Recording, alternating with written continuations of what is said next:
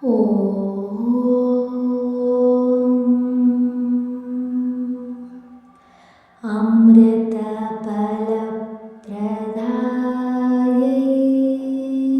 नमः।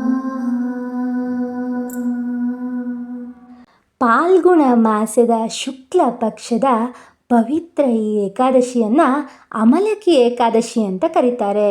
ಈ ದಿನ ವಿಷ್ಣುವಿನ ಆರಾಧನೆ ಹಾಗೂ ಅಮಲಕಿ ಅಂದರೆ ನೆಲ್ಲಿಕಾಯಿ ಅಥವಾ ಧಾತ್ರಿ ವೃಕ್ಷದ ಪೂಜೆಯು ವಿಶೇಷವಾದದ್ದು.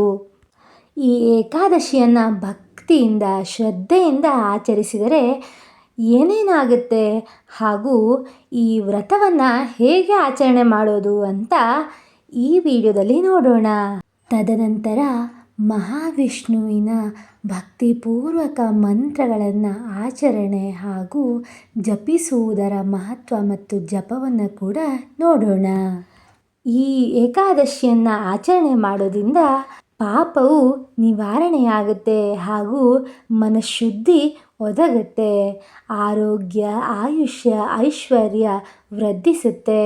ಕುಟುಂಬದಲ್ಲಿ ಶಾಂತಿ ನೆಲೆಸುತ್ತೆ. ಸಂತಾನವಿಲ್ಲದವರಿಗೆ ಸಂತಾನ ಭಾಗ್ಯ ಕೂಡಿ ಬರುತ್ತೆ. ಮೋಕ್ಷವು ಪ್ರಾಪ್ತಿಯಾಗುತ್ತೆ. ಪುರಾಣದಲ್ಲಿ ಹೇಳುವಂತೆ ಅಮಲಕಿ ವೃಕ್ಷದಲ್ಲಿ ವಿಷ್ಣುವಿನ ವಾಸವಿದೆ. ಆದ್ದರಿಂದ ಈ ದಿನದ ಪೂಜೆಯು ಅಪಾರವಾದಂತಹ ಪುಣ್ಯವನ್ನು ನೀಡುತ್ತೆ. ಅಮಲಕಿ ಎಂದರೆ ಅಮಲ ಅಂದರೆ ಶುದ್ಧತೆಯನ್ನು ಸೂಚಿಸುತ್ತೆ. ಏಕಾದಶಿ ಉಪವಾಸ ದೇಹ ಮನಸ್ಸನ್ನು ಶುದ್ಧಿಗೊಳಿಸುತ್ತೆ. ಭಕ್ತಿ ನಿಯಮದಿಂದ ದೈವಕೃಪೆ ಪರಿಪೂರ್ಣವಾಗಿ ನಮ್ಮದಾಗುತ್ತೆ ಅಂತ ಹೇಳಬಹುದು. ಇನ್ನು ಈ ಏಕಾದಶಿಯನ್ನು ಹೇಗೆ ಆಚರಣೆ ಮಾಡೋದು ಅಂತ ನೋಡೋಣ. ಬೆಳಿಗ್ಗೆ ಬ್ರಹ್ಮ ಮುಹೂರ್ತದಲ್ಲಿ ಎದ್ದು ಸ್ನಾನವನ್ನು ಮಾಡಿ ಶುಭ್ರ ವಸ್ತ್ರವನ್ನು ಧರಿಸಿ ಮನೆಯಲ್ಲಿ ಅಥವಾ ದೇವಸ್ಥಾನದಲ್ಲಿ ವಿಷ್ಣು ದೇವರ ಫೋಟೋ ಅಥವಾ ವಿಗ್ರಹವನ್ನು ಅಲಂಕರಿಸಬೇಕು. ಉಪವಾಸದ ಸಂಕಲ್ಪವನ್ನು ಮಾಡಿ ಶ್ರೀ ವಿಷ್ಣು ಪ್ರೀತ್ಯರ್ಥಂ ಅಮಲಕಿ ಏಕಾದಶಿ ವ್ರತಂ ಕರಿಷ್ಯೆ ಅಂತ ಹೇಳಿ ತದನಂತರ ಬೆಳಗಿನ ಹೊತ್ತಿನಲ್ಲಿ ಅಮಲಕಿ ಮರದ ಬಳಿ ಹೋಗಿ ಹೂವು, ತುಳಸಿ, ಅಕ್ಷತೆಯನ್ನು ಅರ್ಪಿಸಬೇಕು. ನೀರು ಅಥವಾ ಹಾಲನ್ನು ಕಲಶಕ್ಕೆ ಅರ್ಪಿಸಿ 11 ಅಥವಾ 21 ಬಾರಿ ಮಂತ್ರಜಪವನ್ನು ಮಾಡಬೇಕು. ಓಂ ಧಾತ್ರ್ಯೈ ನಮಃ ಅಂತ ನುಡಿಯಬೇಕು. ತದನಂತರ ಸಂಪೂರ್ಣ ನಿರಾಹಾರ ಅಥವಾ ಹಣ್ಣು ಹಾಲಿನ ಫಲಹಾರ ಅಥವಾ ಅಕ್ಕಿ, ಗೋಧಿ, ಬೇಳೆ, ಮಾಂಸಾಹಾರವನ್ನು ತ್ಯಜಿಸುವುದು. ಇದ್ಯಾವುದಾದರೂ ಒಂದು ಉಪವಾಸವನ್ನು ಕೈಗೊಳ್ಳಬೇಕು. ತದನಂತರ ರಾತ್ರಿ ಜಾಗರಣೆಯನ್ನು ಮಾಡಬೇಕು. ಜಾಗರಣೆಯ ಸಮಯದಲ್ಲಿ ವಿಷ್ಣು ಸಹಸ್ರನಾಮದ ಪಠಣೆಯನ್ನು ಮಾಡಬೇಕು. ವಿಷ್ಣುವಿನ ಭಜನೆ, ಹರಿನಾಮ ಸಂಕೀರ್ತನೆಯನ್ನು ಆರಾಧಿಸಬೇಕು. ದೀಪಾರಾಧನೆಯನ್ನು ಮಾಡಬೇಕು. ವಿಷ್ಣುವು ಅಲಂಕಾರ ಪ್ರಿಯ. ಹಾಗಾಗಿ ವಿಷ್ಣುವನ್ನು ಅಲಂಕಾರವನ್ನು ಮಾಡಿ ಅವನನ್ನು ಸಂತುಷ್ಟಿಗೊಳಿಸಬೇಕು. ತದನಂತರ ದ್ವಾದಶಿಯ ದಿನ ಅಂದರೆ ಏಕಾದಶಿಯ ಮರುದಿನ ಬೆಳಿಗ್ಗೆ ಉಪವಾಸವನ್ನು ಮುರಿಯಬೇಕು. ಬಡವರಿಗೆ ಅಥವಾ ಬಂಧು ಬಾಂಧವರಿಗೆ ಅನ್ನದಾನವನ್ನು ಮಾಡಿದರೆ ಹೆಚ್ಚುವರಿ ಪುಣ್ಯ ಲಭಿಸುತ್ತೆ ಅಂತ ಹೇಳಬಹುದು. ಈ ವ್ರತವನ್ನು ಮಾಡುವ ಮುಂಚೆ ಸಂಕಲ್ಪವನ್ನು ಮಾಡುವುದು ಅತ್ಯಂತ ಉತ್ತಮವಾಗಿರುತ್ತೆ. ಸಂಕಲ್ಪ ಪೂರ್ವಕವಾಗಿ ವ್ರತವನ್ನು ಮಾಡಿದರೆ ಮಾತ್ರ ವ್ರತದ ಪರಿಪೂರ್ಣ ಪುಣ್ಯ ಲಭಿಸುತ್ತೆ ಅಂತ ಹೇಳಬಹುದು. ವ್ರತದ ಸಂಕಲ್ಪವನ್ನು ಹೇಳಿಕೊಡ್ತೀನಿ, ಅದೇ ಪ್ರಕಾರವಾಗಿ ನೀವು ಕೂಡ ಮಾಡಿ.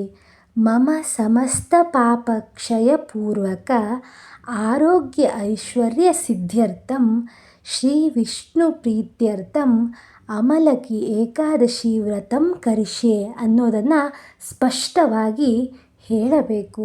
ಅಮಲಕಿ ಏಕಾದಶಿಯ ದಿನ ವಿಷ್ಣು ದೇವರನ್ನು ಆರಾಧಿಸಲು ನಾಮಸ್ಮರಣೆಯು ಕೂಡ ಅತ್ಯಂತ ಶ್ರೇಷ್ಠಕರವಾದದ್ದು. ವಿಷ್ಣುವಿನ ಮೂಲ ನಾಮವಾದಂತಹ ಓಂ ನಮೋ ಭಗವತೆ ವಾಸುದೇವ ಎಂಬುದನ್ನು 108 ಬಾರಿ ಜಪಿಸಿ ಪುಣ್ಯವನ್ನು ಪಡೆಯಬಹುದು. ಎಲ್ಲ ರೀತಿಯ ಸಂಕಟ ನಿವಾರಣೆಗೆ ಓಂ ನಾರಾಯಣಾಯ ನಮಃ ಎಂಬುದನ್ನು 108 ಬಾರಿ ಪಠಿಸಬೇಕು. ಶ್ರೀ ವೈಭವ ಮತ್ತು ಐಶ್ವರ್ಯದ ಸಿದ್ಧಿಗಾಗಿ ಓಂ ಶ್ರೀಧರಾಯ ನಮಃ ಎಂಬುದನ್ನು 108 ಬಾರಿ ಪಠಿಸಬೇಕು. ಮಕ್ಕಳ ರಕ್ಷಣೆಗಾಗಿ ಹಾಗೂ ಸಂತಾನ ಭಾಗ್ಯಕ್ಕಾಗಿ ಓಂ ಗೋಪಾಲಾಯ ನಮಃ ಎಂಬುದನ್ನು 108 ಬಾರಿ ಪಠಿಸಬೇಕು. ಮನೆಯಲ್ಲಿ ಶಾಂತಿ ಮತ್ತು ಮನೋಶಾಂತಿಗಾಗಿ ಓಂ ಮಾಧವಾಯ ನಮಃ ಎಂಬುದನ್ನು 108 ಬಾರಿ ಪಠಿಸಬೇಕು. ದೈವಿ ಕೃಪೆ ಮತ್ತು ಆಧ್ಯಾತ್ಮಿಕ ಶಕ್ತಿಯ ಚೇತನಕ್ಕಾಗಿ ಓಂ ವಾಸುದೇವಾಯ ನಮಃ ಎಂಬಂತಹ ಮಂತ್ರವನ್ನು 108 ಬಾರಿ ಪಠಿಸಬೇಕು. ಈ ರೀತಿಯಾಗಿ ವಿಷ್ಣುವಿನ ನಾಮಸ್ಮರಣೆಯನ್ನು ಮಾಡಬೇಕು. ಬೆಳಿಗ್ಗೆ ಸ್ನಾನ ಮಾಡಿದ ನಂತರ ಅಥವಾ ಸಂಜೆ ಭಜನೆಯ ಸಮಯದಲ್ಲಿ ಈ ನಾಮಸ್ಮರಣೆಯನ್ನು ಹೇಳುವುದು ಅತ್ಯಂತ ಶ್ರೇಯಸ್ಕರವಾಗಿರುತ್ತೆ. ಈ ನಾಮದಿಂದ ಮನಸ್ಸು ಶುದ್ಧವಾಗುತ್ತೆ, ಪಾಪ ಕ್ಷಯವಾಗುತ್ತೆ, ಆರೋಗ್ಯ ವೃದ್ಧಿಸುತ್ತೆ, ಐಶ್ವರ್ಯ ದೊರೆಯುತ್ತೆ ಅಂತ ಹೇಳಬಹುದು. ಈಗ ಮಂತ್ರದ ಪ್ರಾಮುಖ್ಯತೆ ಹಾಗೂ ಅಮಲಕ್ಕಿ ಏಕಾದಶಿಯ ಮಹತ್ವ ಮತ್ತು ಆಚರಣೆಯನ್ನು ಕೇಳಿಯಾಯಿತು. ಈಗ ಮಾಧವನ ಮಂತ್ರವನ್ನು ಕೇಳುತ್ತಾ ಜಪವನ್ನು ಪೂರ್ಣಗೊಳಿಸೋಣ.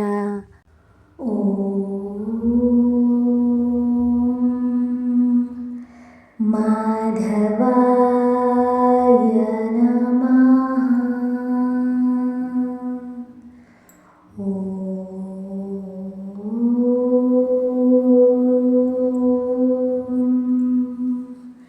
ಮಾಧವಾಯ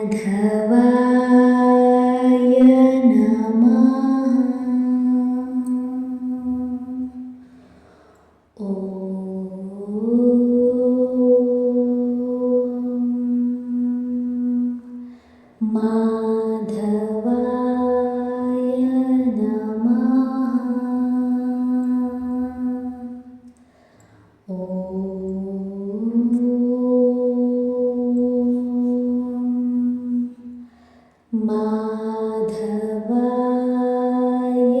ನಮಃ.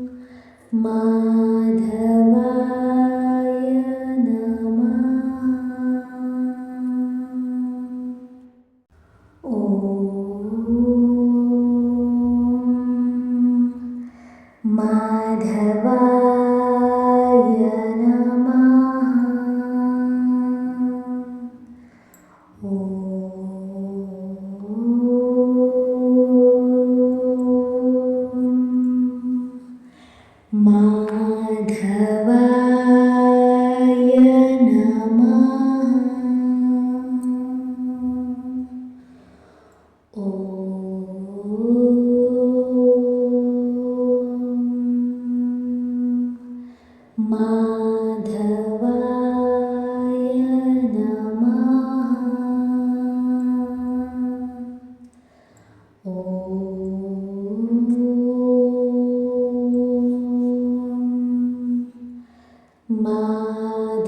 ಮಾಧವಾಯ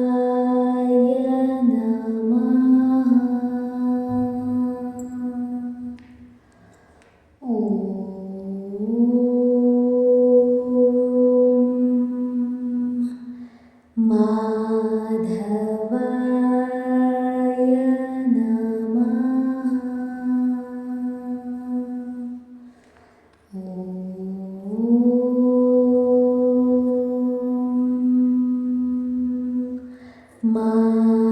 ಮಾಧವಾಯ ನಮಃ.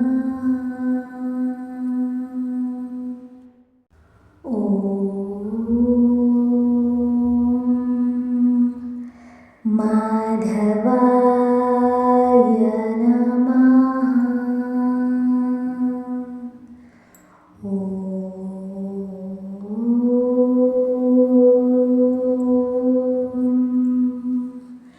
ಮಾಧವಾಯ ನಮಃ.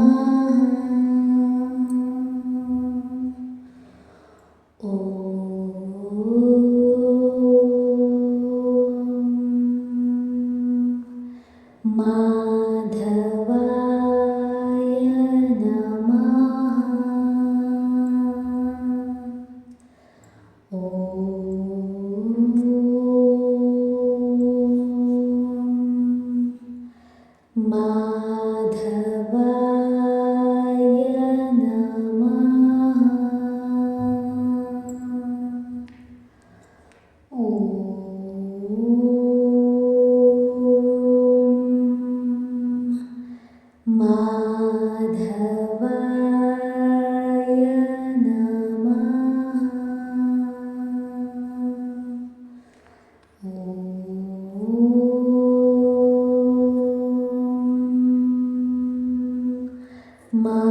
ಮಾಧವಾಯ ನಮಃ.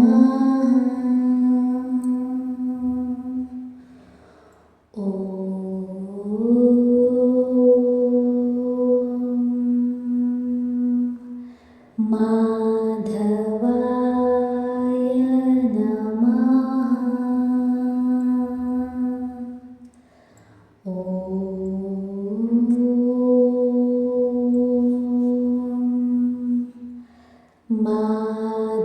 ಮಾಧವಾಯ ನಮಃ.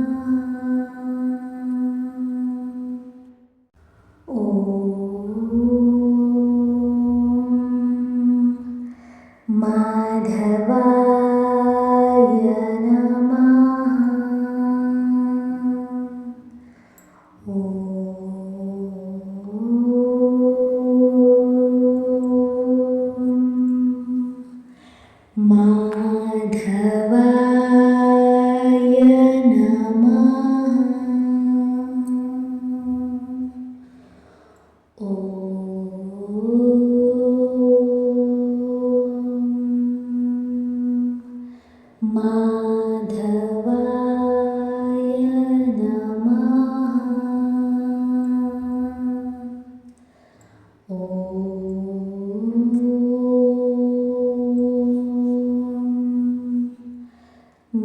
ಮಾಧವಾಯ ನಮಃ.